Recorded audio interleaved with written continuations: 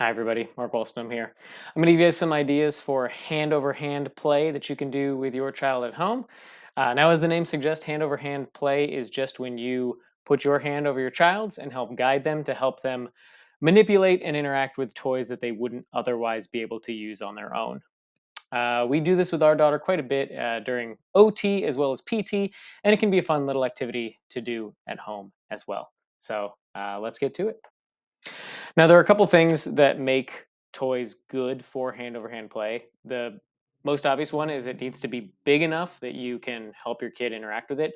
Um, Small, tiny things like Legos, it's going to be too hard to manipulate individual fingers and things like that. So you want big things like, stacking cups are a big one. You can help your kid manipulate the stacking cups, put them on top of each other.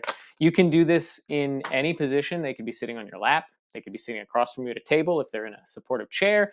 If you're practicing hands and knees with your kid, they could be on their knees while you help them move one hand. Really, it just is up to your child's ability level and what you happen to be working on. So, like I said, stacking cups are a big one. Another thing that is going to be helpful is if there's some sort of sensory feedback with the objects. Like I always like to use the See and Say with our kid because she can feel it. It gives a really there's like some resistance there. It obviously makes sounds, and she can hear the spinning. She seems to enjoy this one. Um, we also like these again, things that stack. These little gear toys, they kind of spin.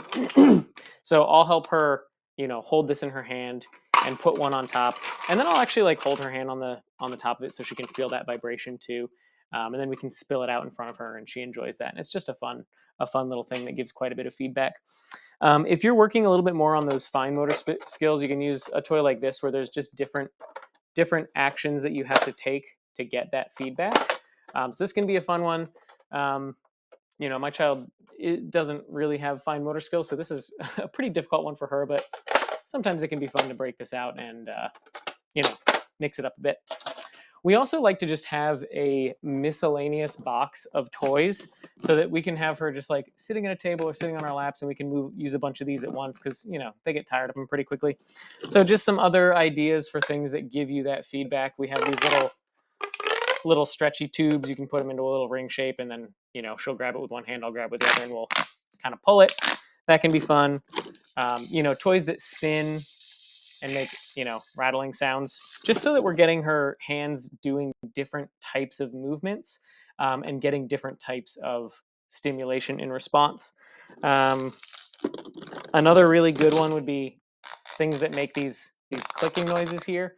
um, you can feel that resistance on here too. We're doing a twisting motion here instead of a pulling motion. Great things for hand over hand play are things like instruments. So like maracas are really good. You can practice that grip strength while shaking. Um, Rain sticks are another big one for some of those larger muscle groups. I'll put one of her hands on the bottom, the other one on the top, and we'll kind of move our arms together to get that rain stick going. Pretty much anything that's big enough for you to help your child manipulate and that's going to give you some sort of sensory feedback is going to be great for hand over hand play.